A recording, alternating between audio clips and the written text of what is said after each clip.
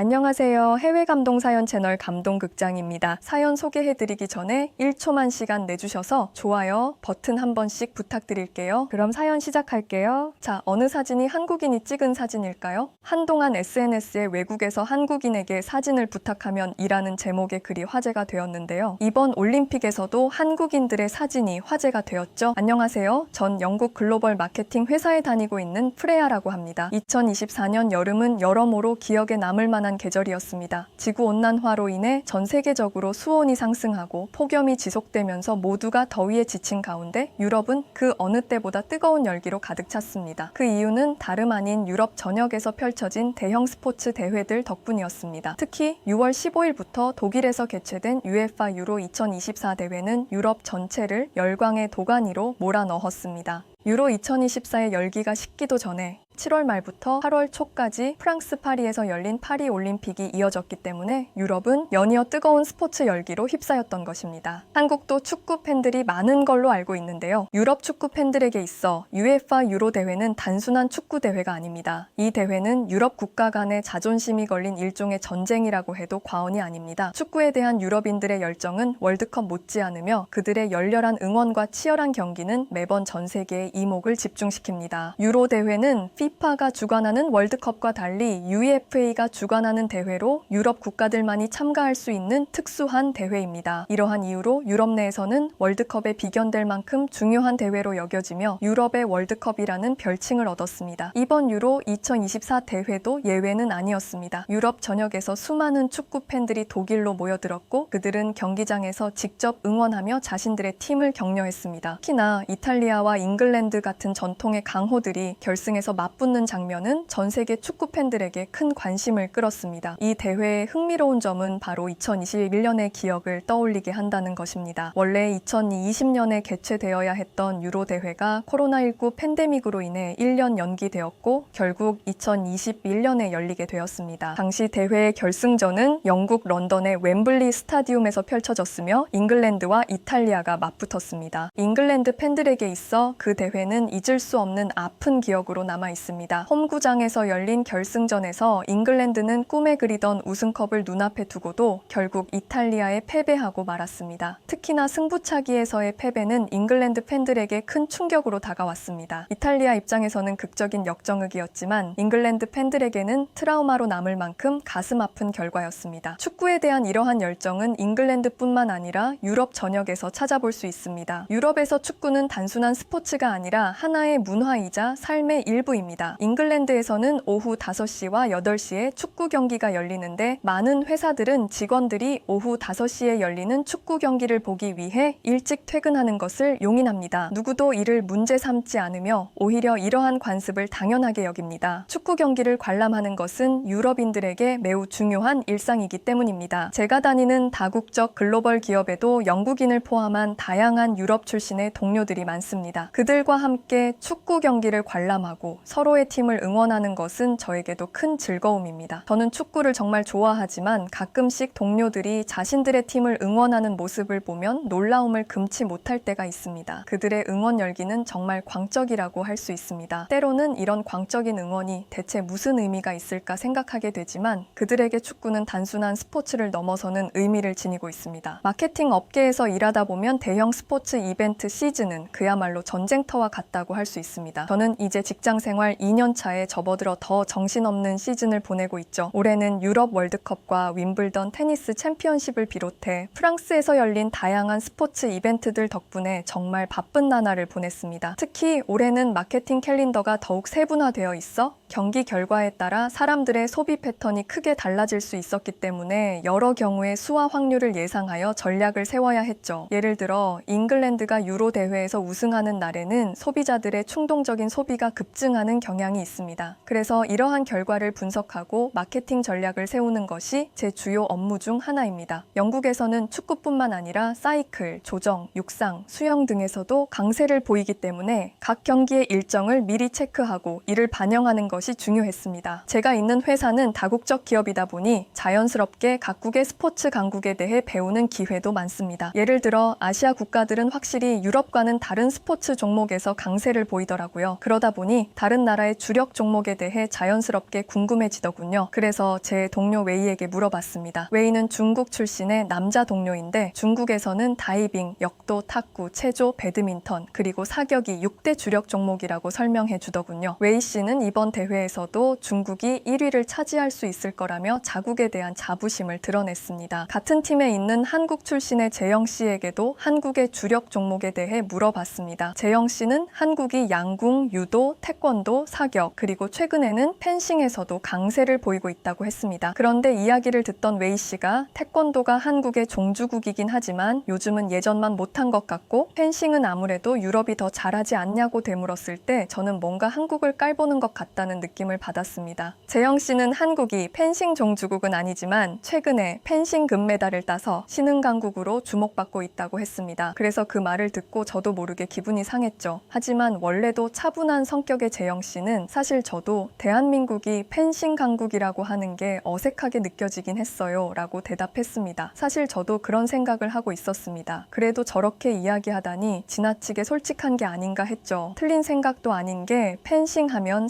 삼총사에서부터 유럽식 칼싸움이 떠오르는데 그 기원이 프랑스에서 시작되었기 때문이죠. 그러다 보니 펜싱은 유럽 국가들이 더 강세를 보이는 것이 자연스러운 것처럼 느껴졌습니다. 옆에 있던 이탈리아 출신의 동료도 대화에 끼어들며 펜싱 최강국은 이탈리아야 라고 전적을 자랑하며 펜싱에 대한 자부심을 드러냈습니다. 이처럼 다양한 국적의 동료들과 일하다 보면 각국의 스포츠 문화와 자부심을 자연스럽게 접하게 됩니다. 서로의 강점을 존중하면서도 때로는 자국의 자부심을 지키려는 모습이 흥미롭기도 합니다. 저희 팀이 이야기하는 도중에 팀장님이 회의실로 우리를 불렀습니다. 결과는 경기 보면서 확인하고 마케팅 회의를 진행합시다 라고 말씀하시더군요. 선수들이 필드에서 경기하는 동안 우리는 마케팅 전쟁을 치르는 셈이니 이런 식으로 경기를 지켜보며 아이디어를 실시간으로 나누는 것이 중요하다는 뜻이었죠. 맞습니다. 세계 최대의 스포츠 축제인 올림픽이 열리는 파리는 글로벌 기업들에게는 마케팅의 전쟁터이기도 합니다. 이 시기에 모든 기업들은 상상할 수 없는 거액을 투자해 전 세계의 시선을 사로잡으려고 합니다. 올림픽 마케팅에서 승자가 되기 위해서는 단순히 돈을 쏟아붓는 것만으로는 부족합니다. 전략적 접근과 예리한 타겟팅이 필수적이죠. 저희는 그런 마케팅을 돕거나 분석하는 일을 하고 있죠. 올림픽을 활용해 홍보하려면 먼저 국제올림픽위원회 IOC에 막대한 비용을 지불하고 스폰서 권리를 사야 합니다. 이 권리를 얻기 위해서는 상당한 재정적 여력이 필요하며 각 산업별로 독점적 파트너십을 맺어야 합니다. 예를 들어 자동차, 전자, 시계, 음료 등 각 산업에서는 단 하나의 기업만이 단연간의 파트너십을 통해 올림픽 마케팅에서 독점적 지위를 획득할 수 있습니다. 이런 독점적 구조는 각 기업 간의 미묘한 경쟁심을 유발하기도 하며 이 파트너로 선정되었다는 것만으로도 그 기업이 글로벌 시장에서의 선진적 위치를 인정받았다는 의미로 해석되곤 합니다. 올림픽의 스폰서십 구조와 그 비용을 보면 웬만한 기업은 도전조차 할 수 없는 메가 이벤트임을 실감하게 됩니다. 스폰서십 계층은 월드와이드 올림픽 파트너, 프리미어 파트너, 공식 파트너, 공식 서포터 순으로 나뉘며 그 중에서도 월드와이드 올림픽 파트너는 올림픽과 관련한 글로벌 독점 마케팅 권한을 가지게 됩니다. 이들은 전 세계를 대상으로 올림픽 마케팅 활동을 펼칠 수 있습니다. 예를 들어 올림픽 경기에서 기록을 측정하는 시계는 오직 오메가가 독점하고 있으며 선수촌이나 국제방송센터, 미디어 프레스 센터에서는 비자 카드만 결제가 가능하죠. 또한 올림픽 특별 스마트폰은 삼성전자만이 출시할 수 있습니다. 이러한 독점적 권리는 해당 기업에게 엄청난 마케팅 기회를 제공하며 스폰서십 규모는 기업당 평균 1억 달러에 이르기 때문에 실로 어마어마한 투자가 필요합니다. 이처럼 막대한 금액과 전략이 요구되는 올림픽 마케팅 시즌을 앞두고 저도 바쁜 시즌을 보낼 준비를 하고 있었습니다. 이러한 대규모 이벤트는 평소보다 훨씬 복잡하고 세밀한 전략이 요구되거든요. 특히 올림픽과 같은 세계적인 이벤트에서는 다양한 변수와 가능성을 고려해야 하죠. 경기 결과 하나에 따라 따라 소비자의 행동이 어떻게 바뀔지 예측하고 그에 맞춰 마케팅 캠페인을 수정하거나 새롭게 기획해야 할 때도 많습니다. 예를 들어 특정 국가의 선수나 팀이 예상치 못한 성과를 낼 경우 해당 국가에서의 소비 트렌드는 급격히 변화합니다. 잉글랜드의 경우를 들어보자면 만약 잉글랜드가 올림픽이나 유로 같은 큰 대회에서 우승한다면 그날의 소비는 폭발적으로 증가할 가능성이 큽니다. 그날을 기점으로 충동 구매가 증가하고 다양한 관련 상품의 판매량이 급증하는 경향이 있습니다. 그렇기 때문에 마케팅 담당자들은 이런 가능성을 미리 고려해 대비책을 마련해 두어야 합니다. 저는 이번 프로젝트에서 소셜미디어 마케팅 분석과 콘텐츠 마케팅 등 디지털 마케팅 분석과 지원 업무를 맡았습니다. 특히 아시아 시장에 대한 분석을 담당하게 되었는데 아시아 각국의 마케팅 전략을 파악하는 일이 처음이라 다소 부담이 되었던 것도 사실입니다. 이번 프로젝트는 2인 1조로 구성되어 각국의 마케팅 현장을 직접 조사하고 분석하는 것이 목표였습니다. 저는 재영 씨와 함께 한국 기업들의 마케팅 전략과 현장 반응을 조사하게 되었는데 특히 파리올림픽이 진행되는 현장에서 마케팅 활동을 직접 조사할 기회가 생겼습니다. 파리에서 눈으로 직접 본 올림픽 현장은 정말 놀라웠습니다. 그 중에서도 가장 인상 깊었던 장면은 올림픽 시상식에서 선수들이 시상 후 빅토리 셀피 타임을 가지는 모습이었습니다. 올림픽 역사상 전례가 없던 일로 시상대에 오른 선수들이 메달 획득의 순간을 셀카로 기록하는 것이었습니다. 원래 올림픽에서는 시상대에 개인 소지품, 특히 휴대전화를 반입하는 것이 엄격히 금지되었는데 이번에는 달랐습니다. 이 놀라운 변화를 가능하게 한 주인공은 바로 삼성전자로 삼성전자는 올림픽 공식 후원사로서 IOC와 파리올림픽 조직위원회와 협력하여 이러한 혁신적인 경험을 선수들에게 제공했습니다. 삼성전자는 단순히 빅토리 셀피 타임을 위한 프로그램만 준비한 것이 아니었습니다. 파리올림픽과 패럴림픽에 참가하는 1만 7천 명의 선수들에게 최신 휴대폰인 갤럭시 플립 6 올림픽 에디션을 제공했으며 이 휴대폰에는 선수들이 언어의 장벽 없이 소통할 수 있도록 특화된 앱이 탑재되었습니다. 이 앱은 선수들이 다양한 언어를 사용하는 상황에서도 원활하게 의사소통할 수 있도록 도와주며 소셜미디어를 통해 그들의 경험을 공유할 수 있는 기능을 제공했습니다. 그 결과 각국에서 모인 선수들은 자발적으로 자신들의 SNS에 이 올림픽 키트를 자랑스럽게 올리기 시작했습니다. 이런 자연스러운 바이럴 마케팅 효과는 단순히 제품을 제공하는 것을 넘어 사용자에게 실질적인 가치를 제공한 덕분에 가능했습니다. 저는 휴대폰을 제공한 것만으로도 대기업다운 멋진 마케팅 전략이라고 생각했지만 언어의 장벽을 허물기 위한 특화 서비스 앱을 탑재한 부분은 정말 세심한 배려라고 느꼈습니다. 이 점에 대해 재영 씨와 이야기를 나누었을 때 그는 이것이 한국인 특유의 섬세함이 반영된 것이라고 말했습니다. 한국 기업들은 제품이나 서비스를 단순히 제공하는 것을 넘어서 사용자의 실제 경험을 향상시키기 위해 얼마나 많은 고민과 노력을 기울이는지를 보여주는 것이었습니다. 특히 글로벌 무대에서 이러한 세심한 배려가 얼마나 큰 차이를 만들 수 있는지를 직접 확인할 수 있었던 좋은 기회였습니다. 이번 경험을 통해 저는 한국 기업들의 글로벌 마케팅 전략이 단순히 제품의 우수성에만 의존하는 것이 아니라 고객의 입장에서 깊이 생각하는 접근 방식을 통해 이루어진다는 것을 배우게 되었습니다. 다음 날은 삼성 올림픽 체험관을 가기로 했습니다. 웨이도 스케줄이 된다며 같이 가자고 하더군요. 체험관이 인기인지 사람들이 생각보다 많더군요. 저희는 체험관 내부를 보다 놀랐습니다. 갤럭시 폴드로 제작된 대형 폴더블 스크린이 체험관 중앙에 지구본 형태로 만들어져 있었는데요. 자사의 제품을 이용해 이런 구형의 스크린을 만든 것도 참신했는데 파리올림픽 마스코트인 프리주가 서핑, 브레이킹, 스케이트 보딩을 하는 애니메이션을 상영하고 있더군요. 어찌나 귀여운지 기념 촬영을 안 할 수가 없더라고요. 재영 씨에게 사진을 찍어달라고 했는데요. 전 사실 속으로 놀랐습니다. 단순히 사진 한 장 부탁했는데 왜 이렇게 열심히인 건가요?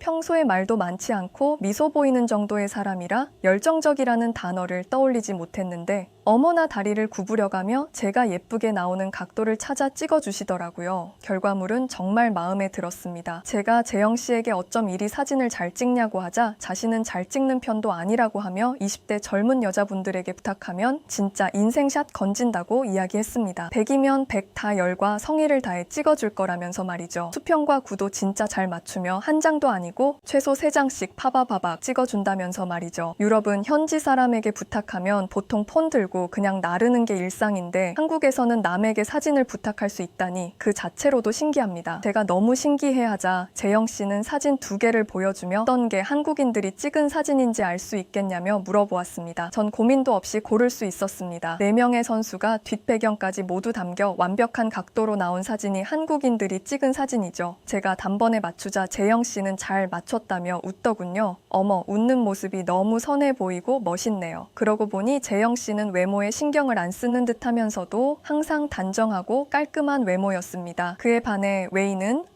항상 향수를 뿌리지만 뭔가 묘하게 거슬리는 냄새가 났는데요. 가끔 재력을 뽐내듯 티나게 명품을 사용하는데요. 동료여서 말은 안 했지만 좀 촌스럽습니다. 정신을 차리고 삼성 체험관을 둘러보며 삼성이라는 기업이 어떻게 마케팅을 하고 있는지 직접 체험해 보았는데요. 선수들의 통역을 돕는다는 기능을 직접 경험할 수 있었습니다. 상대방을 마주보며 외국어 통역을 할 수 있다니 너무 마음에 드는 기능이더군요. 재영 씨가 보여준 사진에 쓰인 것 같은 자동으로 거리를 조정해 카메라 각도를 조정하는 자동 줌 기능도 대단하더라고요. 사용법은 매우 직관적이고 흥미로웠습니다. 스마트폰이 얼굴을 인식해 줌 거리를 조절하다니 소셜미디어 콘텐츠 제작에도 매우 유용할 것 같았어요. 한국의 첨단 기술이 녹아든 장소를 함께 체험하며 재영 씨는 마치 가이드처럼 저를 안내해 주더라고요. 불편하지 않게 세심하게 안내해주는 모습에서 왠지 모르게 호감이 들었습니다. 함께 체험을 마치고 나오며 웨이 씨도 기대보다 볼거리가 많았다며 생각보다 한국의 기술이 많이 발전한 것 같다는 황당한 이야기를 하더라고요. 한국이 중국보다 스마트폰 사업은 더 발전되어 있는 걸 모르는 사람이 없는데 말이죠. 괜히 재영 씨 앞에서 허세 부리는 듯한 모습이 조금 꼴사납게 느껴지기도 했습니다. 웨이 씨는 어울리지도 않는 명품 벨트를 만지작거리며 갤럭시 폰이 좋은 것 같긴 하지만 많은 사람들이 갖기 어렵다며 투덜거리더군요. 그러면서 프랑스 올림픽의 기념품의 90%는 다 중국에서 만든 거라며 이 굿즈들이 중국을 홍보하고 있는 거라고 했습니다. 거대한 물량으로 가격 경쟁이 있어 중국산 굿즈가 많은 것은 알고 있지만 그런 천인형과 최첨단의 휴대폰을 비교하다니 정말 이런 사고를 가진 사람이 어떻게 우리 회사에 들어왔나 하는 생각이 들었습니다. 그러면서 외적으로만 보여주는 게 중요한 중국의 웨이 씨보다 티 안 나게 세련되고 품격 있는 한국의 재영 씨가 더 멋져 보였습니다. 제가 한국의 한 기업의 체험관만 봐도 한국이라는 나라의 기술의 발전이 놀랍고 진짜 한국의 모습이 궁금해진다고 하자 재영 씨는 다음 휴가 때 한국에 가는데 괜찮으면 한국에 놀러 오라고 하더군요. 한국은 한 번도 가본 적이 없는데 실제로 보고 싶습니다. 바쁜 일정이 끝나는 대로 구체적인 계획을 세워보아야겠어요. 오늘 이야기 들어주셔서 감사합니다.